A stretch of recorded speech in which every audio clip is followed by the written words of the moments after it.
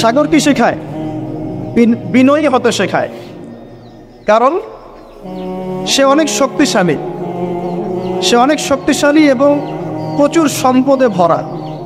এই সাগর এই পুরো এলাকার বা পুরো দেশের কোটি কোটি মানুষের রিজিকের উৎস।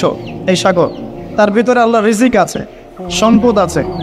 অনেক সম্পদে পরিপূর্ণ থাকার পরেও সাগর খুব শান্ত, তার মধ্যে খুব উদ্ধত অহংকারী আচরণ দেখা যায়। ঠিক আল্লাহর জ্ঞানী মানুষরা সমুদ্রের মতো হয়, তাদের ভিতরে অনেক জ্ঞান থাকে, কিন্তু তারপরেও তারা শান্ত থাকে, বিনয়ী থাকে। আর যাদের ভিতরে সম্পদ কম, তাদের লাফালাফি বেশি। কথা বুঝতে পারছেন? সাগর এত শক্তিশালী হওয়া সত্ত্বেও আপনি তার সামনে গিয়ে দাঁড়ালে সে আপনার পা ধুয়ে দেয়। আল্লাহর বিনয়ী মানুষরা এমনই হয়, অনেক শক্তিশালী হওয়া সত্ত্বেও, সম্পদশালী হওয়া সত্ত্বেও তারা আপনার পা ধুয়ে দেয়। অনেক শেখার আছে, অনেক কিছু। সাগর সম্পর্কে অনেক আয়াত আছে কোরআনে। যখন সাগরে নৌযান চলাচল করে, তখন আল্লাহ পাক যদি ঝড় ঝাপটা দেন, প্রাকৃতিক কোনো বিপর্যয় দেন, তাহলে মানুষ মুখলেসভাবে আল্লাহকে ডাকা শুরু করে। যখন সে সেখান থেকে উদ্ধার পায়, আল্লাহ পাক উদ্ধার করে দেন, বিপদ থেকে বাঁচিয়ে দেন, আবার সে আল্লাহর সাথে শিরক করা শুরু।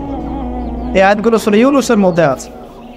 তো আমরা চেষ্টা করব সাগরের মতো সম্পদশালী হওয়ার জন্য।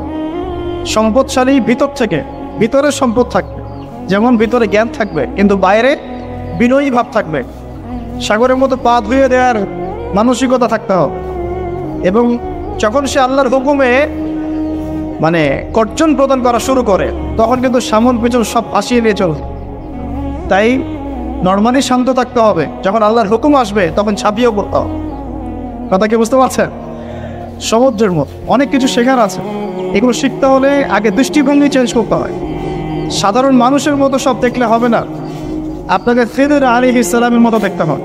তার মতো মুসা আলাইহিস সালাম বলছেন যে নৌকা ফুটা করলেন কেন? সূরা কাফ কেউ পড়েছেন?